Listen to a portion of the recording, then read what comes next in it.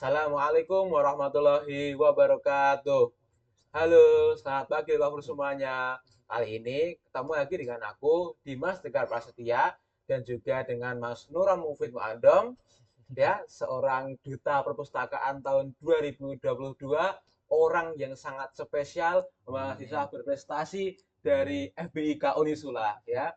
Di sini alhamdulillah lah kita telah diberikan kesempatan untuk bisa berkumpul dalam satu tempat ini, kita untuk sharing-sharing ilmu yang mungkin akan kita bagi untuk para lip lovers yang baru ada di rumah kali ini, ya.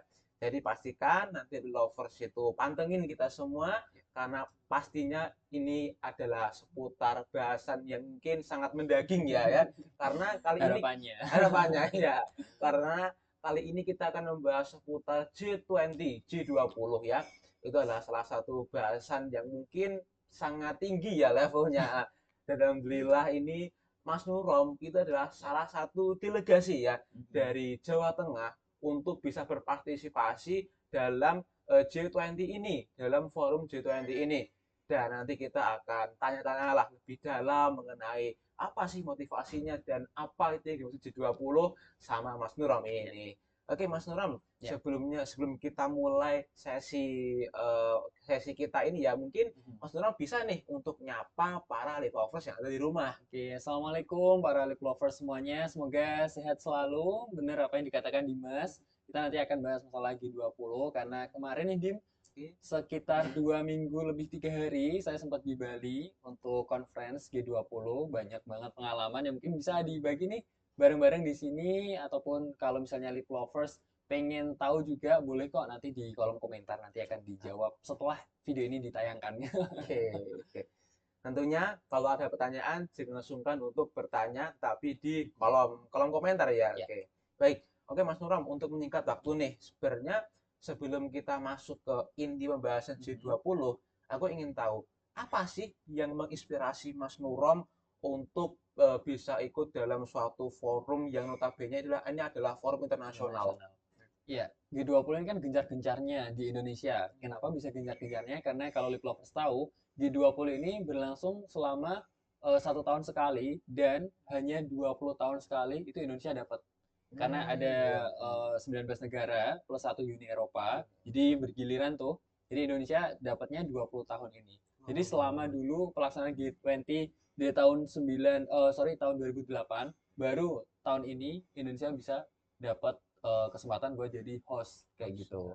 Nah, nextnya ini India. Makanya kemarin gencar banget masalah G20. Saya jadi penasaran kan, akhirnya searching-searching. Oh, ternyata ini mengenai masalah global nih, permasalahan global di seluruh negara seperti itu. Sehingga saya jadi tahu ternyata G20 ini ada yang membahas mengenai sektor Sherpa dan juga finance. Finance masalah keuangan, Keuangan. masalah ekonomi. Kalau Sherpa misal masalah anti korupsi secara global, kemudian pembangunan secara global, kemudian perubahan iklim dan segala macam. Nah, dari situ saya menjadi tertarik. Kenapa sih anak muda ataupun mahasiswa yang notabene memiliki fungsi sebagai agent of change nggak terlibat langsung nih untuk mengetahui forum Group of 20 ini, walaupun lewat live streaming aja di Instagram ataupun YouTube ataupun melalui media-media massa. Nah, pengetahuan seperti itu yang bisa disalurkan, bisa kita transformasikan dalam kehidupan sehari-hari. Mungkin dari misalnya kalau perubahan iklim kita bisa untuk menghemat listrik di kos-kosan. Kalau misalnya pergi jangan lupa buat matiin lampu. Nah, hal-hal yang seperti itu dia. Ya ya. Jadi bahkan G20 itu adalah implementasi kita di kehidupan sehari-hari ya. Betul banget, ya. Oke. Nah, Mas Nuram, aku mau tanya nih. Mas Nuram kan sebenarnya kan background pendidikannya kan dari FBIK ya, Ya, Fakultas Bahasa dan Ilmu Komunikasi. Nah, dan G20 ini kan adalah forum ekonomi ya. ya. Pasti kan ada banyak struggle-struggle gitu lah. Nah, Ya. sekarang apa sih yang Mas Nuram persiapkan untuk bisa secara matang lah mengikuti forum internasional ini? Ya, mungkin sebelum itu aku jelasin dulu nih latar belakangku kenapa kok bisa ikut forum Group of 20. Betul. Ini pasti banyak kan yang Yang tipsnya nih menanyakan. apanya dari Instagram saya pun juga banyak banget yang tanya kayak gitu. Nah, sebelumnya memang saya terlibat aktif nih di memang forum kepemudaan. Saya ikut Sekber PAJ itu yang fokusnya pada dalam bidang kepencinta alaman, kemudian saya juga atau lingkungan ya. Kemudian juga saya aktif di bidang kebudayaan, saya membangun desa, seperti itu. Nah, dari situ saya dikenal dengan Pemprov Jawa Tengah seperti itu dari Disporapar. Nah, beliau akhirnya tahu dengan latar belakang saya, kemudian mengajak saya untuk ikut G20 ditawarin seperti itu. Nah, ada kesempatan emas nih. Kemudian kalau hanya ada kesempatan tapi kita nggak siap, Iya, otomatis kita nggak bisa sama dong, aja nggak ya. bisa dong, sama aja dong. Nah, makanya tetap nih, walaupun saya punya kenalan, saya tetap harus bisa mempersiapkan sehingga waktu kesempatan itu datang kita bisa ngambil kayak gitu. Jadi tetap kompetensi itu yang utama teman-teman. Jadi kalau misalnya teman-teman ingin meraih sesuatu yang ingin untuk diraih, ya teman-teman harus mempersiapkannya. Walaupun itu masih blank banget ya, masih jauh Iya. banget. Saya juga nggak tahu loh G20 bisa ikut gitu kan. Tapi karena saya tertarik dari pengimplementasian hal yang sederhana kayak gitu, akhirnya ada kesempatan. Nah, itu mungkin dari yang kuasa ya Dim ya, Iya, memang rezekinya ya, mungkin mungkin doa-doa saya yang dulu baru dijawab sekarang, mungkin saya nggak pernah tahu. Nah, kayak gitu. Terus pertanyaan Dimas, basic saya ilmu komunikasi nih, tapi di sana kan salah satu isu prioritasnya kan adalah pemulihan ekonomi. ekonomi. Iya. Makanya tagline-nya kan recover together, stronger, sorry, recover together, recover stronger kan kayak gitu kan. Nah, betul apa yang dikatakan Dimas. Jadi saya di sana sempat shock nih, Dim. Bukan shock Shock sih. ya. Saya tahu nih pembahasan ekonomi, tapi ternyata semua orang di sana itu tahu masalah ekonomi, sehingga dan dalam lagi. Sehingga saya berpikir, oh ternyata salah satu ilmu ekonomi adalah ilmu yang wajib diketahui. At least walaupun kita nggak menguasai, kita tahu lah Iya. ekonomi dasar-dasarnya, kita tahu resesi, kita tahu inflasi, dasar-dasarnya seperti itu. Sehingga ketika masalah itu datang, misal resesi datang, inflasi datang, kita bisa mencegahnya. Nah, walaupun kita belum kerja, belum apa, tapi kita wajib tahu, Dim. Karena Iya, iya. dampaknya pun juga ke kita. Sehingga kita bisa buat mengantisipasi hal tersebut. Nah, kayak gitu. Jadi, di sana saya sadar bahwa ilmu komunikasi adalah ilmu yang wajib dikuasai, dan ilmu ekonomi adalah ilmu yang wajib diketahui. Kayak gitu. Oke, wah keren banget ya. Ah, jadi ilmu komunikasi itu wajib Wajib. kita kuasai, Mm, kalau ilmu ekonomi wajib kita ketahui. iya, Wow, keren banget ya. Jadi ilmu ekonomi itu atau ilmu komunikasi itu tidak hanya diperuntukkan untuk anak-anak dari Ilkom, anak-anak bukan. dari Fakultas Ya, Ekonomi, tapi untuk seluruh mahasiswa untuk yang seluruh ada. mahasiswa itu semacam disiplin ilmu yang memang harus kita sama-sama tahu kayak gitu. Pondasi mungkin ya. Pondasi, pondasi. Pondasi Betul dasarnya. banget. Oke, oke ya. Nah, Mas Nurom tadi kan udah cerita ya kalau Mas Iya. Nurom itu dulu juga membangun desa, membangun komunitas Mm, itu. Nah, mm, aku mau tanya nih, motivasi apa sih Mas yang mm, membuat Mas Nurom itu mau melakukan hal tersebut lah? Secara mm, kita kan mahasiswa, mungkin kita lebih baik ikut lomba ini aja lah, mm, habis perbaikan matkul lah, mm, habis apa mencari nilai mm, IPK yang tinggi mungkin. Nah, mm. apa sih yang mendasari Mas Nurom, motivasi Mas Nurom untuk Iya, melakukan hal ini semua itu apa sih sebenarnya? iya. Tapi kembali lagi sebenarnya Dim, ke prioritas diri kita masing-masing kan. Mungkin karena orang lain prioritasnya kuliah, Iya. mungkin karena biaya finansial yang belum mencukupi, akhirnya ketika dapat kesempatan kuliah hanya fokus kuliah. Ya kita nggak tahu ya, who knows ya. Tapi kalau saya sendiri, saya memang suka banget pertama di kegiatan lingkungan sosial. Makanya dari kecil saya itu suka banget yang namanya buat menanam, terus buat tidak membuang sampah sembarangan, itu udah suka banget Dim. SMA saya itu membuat persatuan seluruh siswa siswi pencinta alam di Jepara. Jadi seluruh SMA SMA yang ada sispalanya kalau kita menyebut Hmm. siswa pencinta alam itu Cerita kita gabungin dalam satu wadah, tahu visinya mau kemana. Ya visi kita sama-sama dulu adalah ke lingkungan Jepara. Jadi Jepara. anak muda itu di sana udah sadar banget nih sama lingkungannya masing-masing. Nah, saya itu emang suka banget di bidang tersebut. Nah, kemudian menurut saya juga pemuda itu adalah pemimpin masa depan. Tapi masa depan tuh kapan? Iya, Gitu kan? iya, Masa depan tuh kapan? 5 tahun lagi, 10 tahun lagi kita nggak pernah tahu loh. parameternya belum jelas lah parameternya. Parameternya belum jelas sama sekali loh masa depan itu kapan. Apalagi ketika kita nanti lulus dari kuliah, dari perkuliahan, bangku perkuliahan, saingan kita itu yang dari Oxford, ya juga dari Harvard, Stanford, Harvard MIT, gitu loh. iya. Iya kan? Itu benar-benar kayak random banget nanti Random saingan banget. kita. Nah, kalau kita nggak bisa memondasinya dari sekarang, etis dengan pengalaman-pengalaman, itu kita bakal kalah, Din.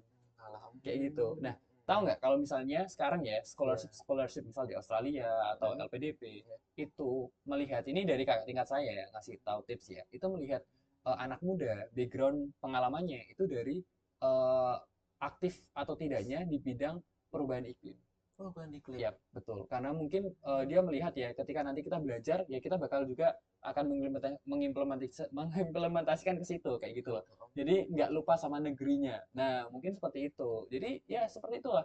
Jadi apa yang bisa kita lakukan dengan ilmu yang bisa kita salurkan walaupun sedikit ya kita lakukan aja kayak gitu. Jangan takut buat wah ilmu saya kan sedikit, banyak kok orang-orang ilmunya banyak. Iya, memang kalau kita kayak gitu terus mindsetnya kita nggak bisa jalan-jalan, kita nggak bisa berkontribusi kayak gitu. Jadi sedikit pun ilmu itu bermanfaat kok. Sebarkan walaupun satu ayat Satu ayat. itu banyak banget tafsirnya kayak gitu. Iya, Om. Jadi ya percuma ya walaupun kita cerdas IPK-nya 4 tapi Mhm. tidak bisa kita implementasikan ke Mhm. masyarakat itu kan Ya nggak hanya percuma sih, tapi kan ya kurang ini aja ya, kurang buat kurang ini ya, engagement-nya kurang lah. ini ya Heeh. betul seperti Engagement-nya itu kurang. sih.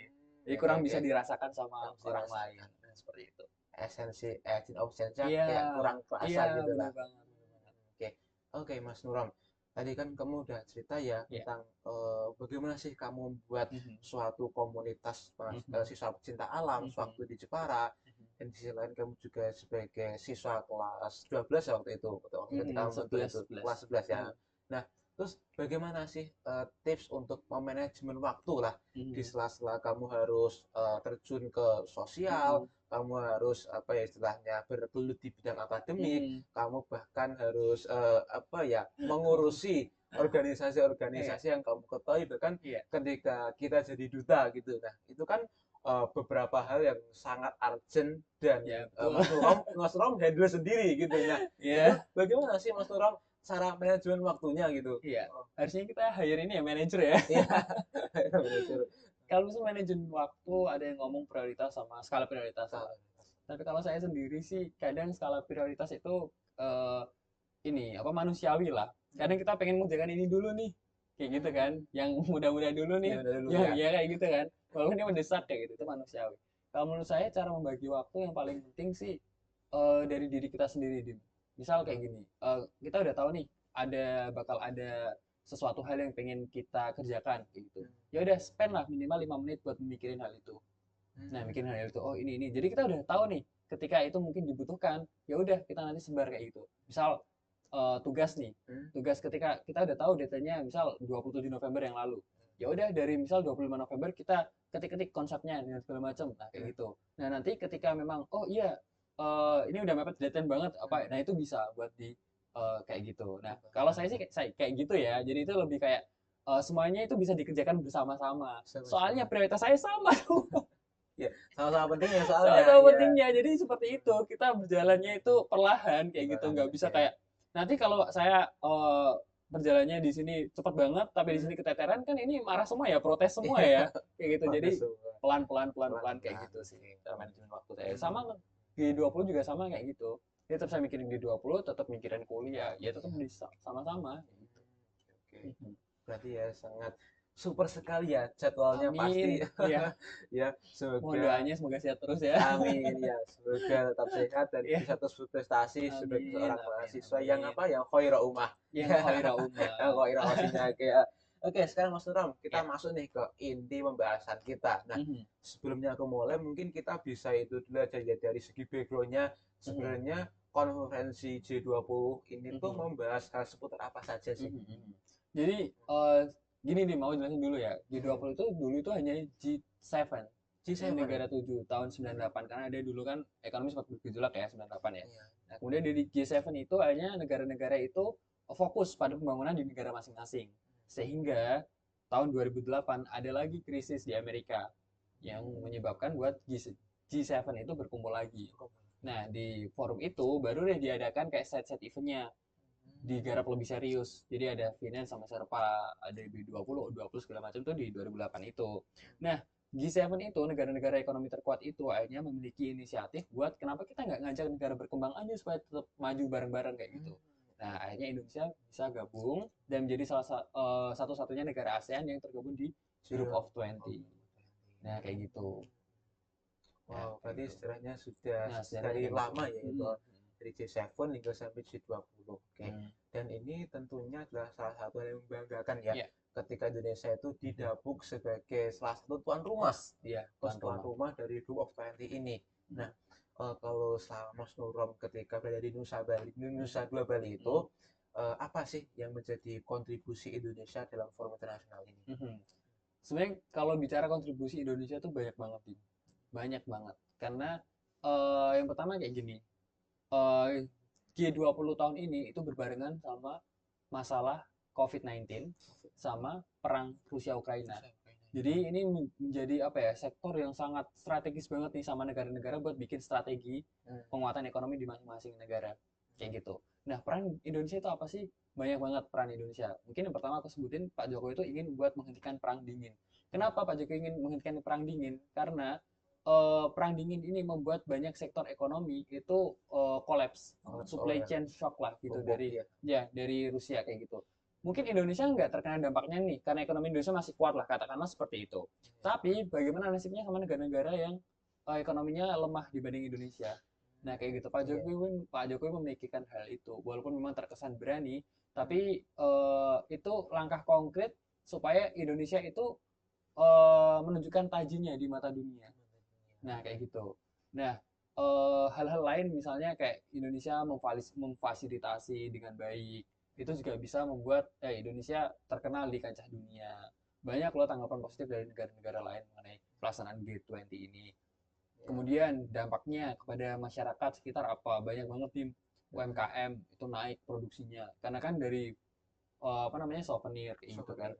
Tenaga kerja dibutuhkan banyak banget loh, tenaga kerja di sana. Misal buat Grab ojek online, apa namanya, motor listrik atau bus kayak gitu. Nah itu banyak banget. Transportasi itu dibutuhkan banget. Bahkan setelah G20 ini selesai, itu peningkatan UMKM itu tinggi banget. Nah, kenapa UMKM itu dipilih? Nah ini agak melebar sedikit nih, nggak apa-apa nih ya? Ya nggak apa-apa, nggak. UMKM, Pak Jokowi itu bilang ketika di forum itu ya, dengan beraninya Pak Jokowi, dengan gagahnya begitu, menyebut bahwa UMKM ini tonggak buat ekonomi gitu. Tonggak loh, UMKM itu tonggak buat ekonomi loh. Kenapa? Karena Indonesia itu punya yang namanya sistem ekonomi gotong royong. Mungkin Dimas anak ekonomi tahu ini, ekonomi gotong royong atau ekonomi Pancasila. Pancasila ya. Nah, tahu kan? Nah, apa sih itu? Jadi itu suatu sistem di mana orang-orang yang memiliki high income people, misal katakanlah dia startupnya udah oke, udah stable, finansialnya udah oke dan segala macam, itu menolong orang-orang yang ada di medium until low income kayak gitu. Nah, misal UMKM yang baru merintis kan itu medium medium until low ya. Nah, menolong dengan cara apa menolongnya? Pertama edukasi ataupun dengan investasi kayak gitu. Nah, ketika UMKM ini udah ada dananya, udah ada edukasinya, itu udah bisa melejit nih, udah bisa naik ke high income people kayak gitu kan. Nanti turun lagi kayak gitu. Nah, makanya UMKM ini menjadi salah satu sektor yang bisa untuk menguatkan ekonomi di Indonesia. Bayangin kalau misalnya UMKM di sini itu berkembang semuanya. Wah, itu jelas ekonomi Indonesia bakal kuat banget, kuat banget. Serius, makanya UMKM nggak bisa disepelekan memang. Oke. Jadi tentunya juga perlu ada peran mahasiswa ya, sebagai apa ya, pensuplai SDM untuk UMKM ini. Apalagi dirasakan bakal dapat bonus demografi ya. Nah, ada bonus demografi. Itu tentu pasti harus kita manfaatkan sebaik mungkin gitu lah.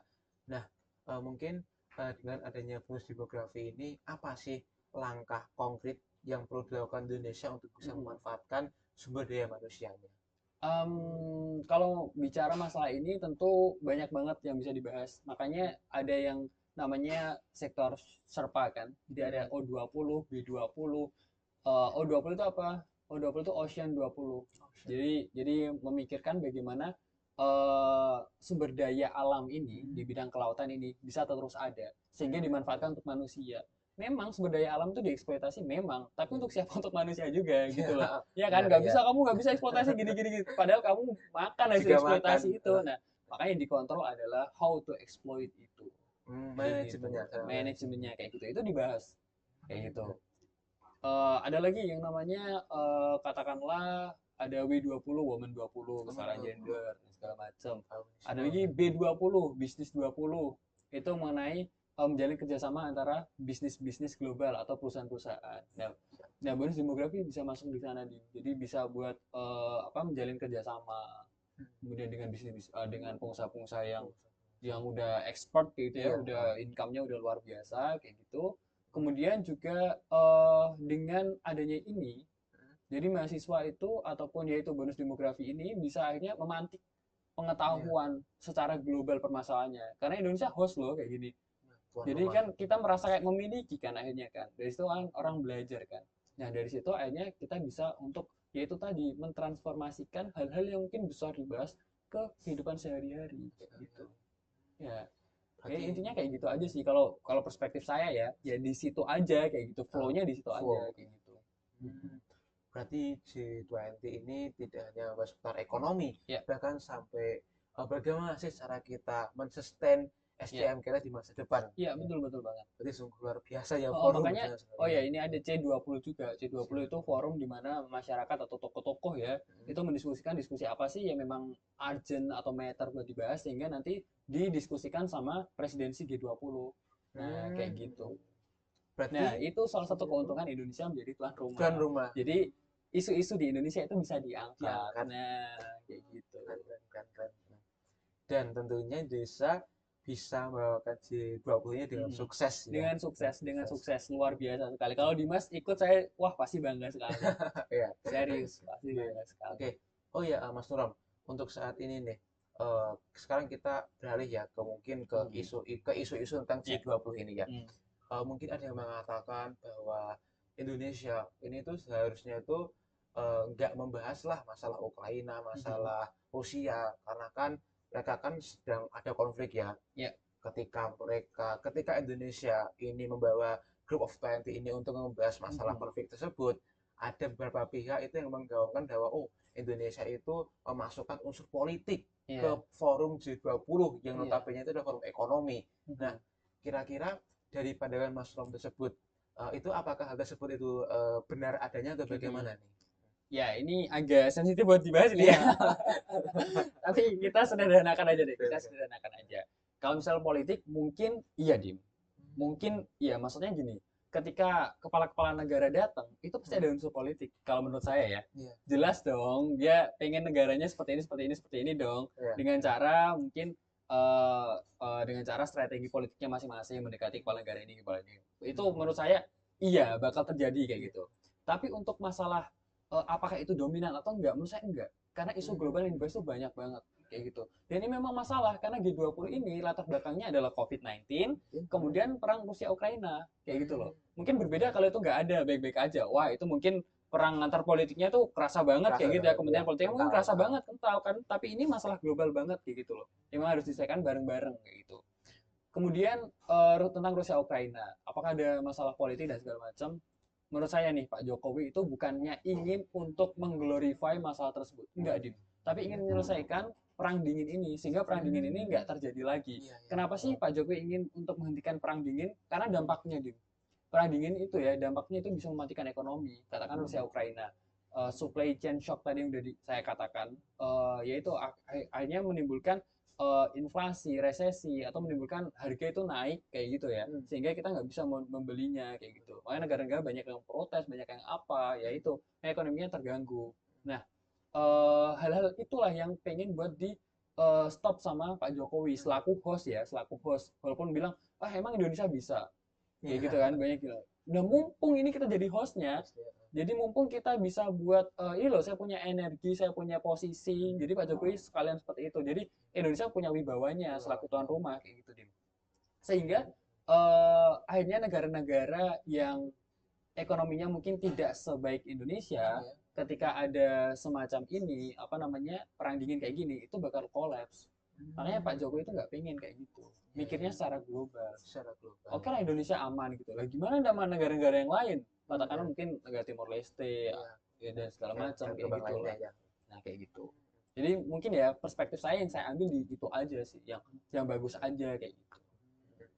Jadi tidak ada unsur politik yang selalu mendominan di forum ini nggak ya. ada. Kalau sepenglihatan saya ya, saya mengikuti itu nggak ada sih. Memang fokus bener-bener tim. Jadi kita ikut forumnya, ada speakernya, nanti kita diskusi, speaker turun, kita bisa diskusi, komunikasi kayak gitu. Nggak ada yang bahas politik dan segala macam.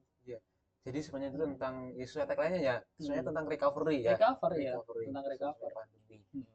Transisi energi, kemudian kesehatan global, sama mengenai apa namanya pemulihan ekonomi. Ya itu yang dibahas memang. Isu prioritasnya ya. Tapi Mas Nurom, ada bahkan ya ada beberapa pihak nih yang mereka tuh beranggapan bahwa G20 ini tidak dibenarkan gitu lah. Hmm. Bahkan ada beberapa pihak mungkin dari luar negeri atau bahkan Hmm. itu jadi wilayah kita sendiri ya, Hmm. itu yang ingin memboikot adanya Iya diskusi ya. forum Group of 20 ini. Nah, Iya. kira-kira dari pandangan Mas Rom ini menyikapi hal tersebut itu bagaimana sih? Iya. Gini Dim, kadang kan itu terjadi karena eh, sorry to say ya, maksudnya ini menurut pandangan saya saja Hmm. ya. Kita juga harus mengetahuinya secara global. Ada positif, ada negatif. Kita juga nggak bisa ngejudge nih. Wah ini hanya kepentingan elit-elit global aja. Enggak gitu loh. Ini kepentingan elit global aja. Makanya dibahas mengenai ekonomi kayak gitu. Kapitalis aja. Menurut saya enggak. Kenapa? Kenapa enggak?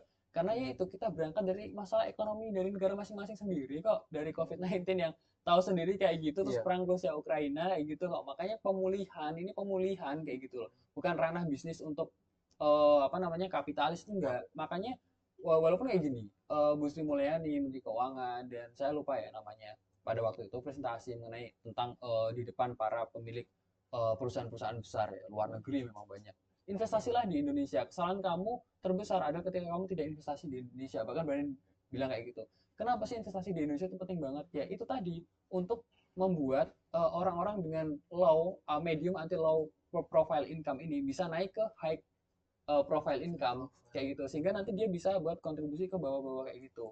Nah, misal kayak gini nih, perusahaan-perusahaan kita yang pada waktu ini high income-nya nggak banyak, tapi kan nggak, sorry, high income-nya ada, tapi kan nggak terlalu banyak. Terus Banyak. harus ada sokongan lagi dong, Ya, ada cagak lagi lah, dari deng sources gini lah. lah. Nah, terus ini ke sini kan.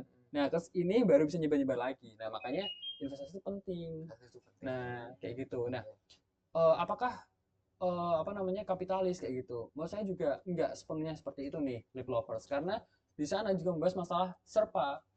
Finance itu membahas masalah tentang ekonomi tadi yang tak sebutin sama keuangan ya. Tapi serpa itu banyak banget loh. Ada labor 20 itu masalah ketenaga kerjaan. Terus ada sampai dua ada yaitu C20 banyak, ada W20. Tak sebutin aja nih Dim, biar jelas kalian ya. Udah nyiapin nih. Ada yang namanya P20, Parliamentary 20, ada S20, Science 20, ada T20 itu Think 20 para pemikir dan pusat penelitian kayak gitu. Jadi memang banyak, Science dibahas, teknologi dibahas, semuanya dibahas gitu. Bahkan hari terakhir di sana saya itu ikut expo tentang digital transformation. Jadi kita datang tuh bagus banget tuh. Welcome in metaverse era ya, kayak gitu tagline-nya. Jadi apa sih metaverse era? Jadi kalau yang di sana ya itu kayak misal kita ada di display nih, terus kita bisa milih baju, milih lipstick kayak gitu, tanpa kita harus nyoba. Ya itu kan efisiensi kan, efisiensi kan. Bahkan di online mungkin di filter mungkin udah bisa nanti kayak gitu. Sehingga kita nanti beli baju, milih baju itu nggak langsung bisa datang. Oh ini udah cocok nih karena di misal kita bisa selfie sama bajunya gitu kan, beli aja, nah kayak gitu. Ya itu digital transisi apa namanya salah satu dari kemajuan teknologi. E-commerce ya mungkin. E-commerce, di bidang e-commerce. Wow, sangat berbobot sekali ya Mbak ini. Ya mungkin pembahasannya banyak banget ya, tapi yang memang mungkin durasi juga yang bisa dibagikan ya ini aja gitu. Ya untuk keren banget ya pembahasannya dengan Mas Rom ini ya, kita udah membahas mulai dari apa ya istilahnya seputar tentang bagaimana sih Mas Rom ini bisa menjadi seorang delegasi ya, mulai dari rasa cinta Mas Rom nih terhadap sosial ya, dan bagaimana cara manajemen waktunya dengan menerapkan apa tadi skala prioritas ya. Iya, skala prioritas dan ya maju bersama gitu. Dan tadi kita juga udah bahas tentang kontribusi yang diberikan Indonesia selama Group of 20 ini juga ya. Sebagai seorang host juga telah memberikan suatu apa ya istilahnya ide-ide bagaimana sih cara kita untuk bisa merecovery dari masalah-masalah global yang ada ya. Mungkin mulai dari COVID, mulai dari perang antara Ukraina dengan Rusia, perang dingin itu ingin diminimalisir oleh Pak Jokowi gitu. Dan hingga ke isu-isu ya, isu-isu yang mungkin ada beberapa pihak yang kurang suka, ingin memboikot, atau bahkan di beberapa media massa itu juga mengkait-kaitkan G20 ini sebagai bungkus untuk membahas isu politik ya. Jadi ya mungkin itu adalah salah satu hal yang mungkin hanya digaungkan media, tapi itu tidak sepenuhnya benar ya Mas Surom. Ya ini menurut apa yang saya alami di sana ya, menurut Sekali lagi bukan untuk membenarkan atau menyalahkan, bukan, tapi ini hanya sharing saja Sharing. dari pengalaman saya selama 2 minggu, sekitar 2 minggu 3 hari di sana. Apa yang saya rasakan, terus yang ketahui, apa yang saya ikuti, ya memang seperti itu. Recover together, recover stronger. Jadi pada intinya adalah Group of 20 ini full benar-benar itu berfokus pada pengembangan Ya. seluruh dunia Ya. global yang Ya, ada ya. betul, perbaikan. Ya. Keren banget Tit Lovers ya ini. Kalau ada pertanyaan jangan sungkan untuk Jangan sungkan ya, buat untuk diskusi, komen, jangan di sungkan. kolom komentar. Oke, baik. Oke Mas Nurom ini karena keterbatasan waktu nih, Ya. jadi ya kita harus berhati-hati nih kita tutup sesi ini. Terima kasih atas sharing-sharing Ya, ilmunya sama-sama yang telah diundang lagi ya, di podcast. sharing Very happy to ilmunya be here. dan semoga Mas Nurom kedepannya bisa sukses lah Amin. berkontribusi Sama-sama. di skala-skala internasional yang Dimas juga lainnya. ya. Amin. Sukses. Ya. Oke, teman-teman cover semuanya, terima kasih udah nonton podcast ini. Kedepannya tunggu lagi podcast-podcast menarik yang bakal diadakan sama Perpustakaan Unisola. Akhir kata, saya Dimas Dagar Prasetya, pamit undur diri. Wabillahi walhidayah. Wassalamualaikum warahmatullahi wabarakatuh. Waalaikumsalam warahmatullahi wabarakatuh. Makasih ya, Ya.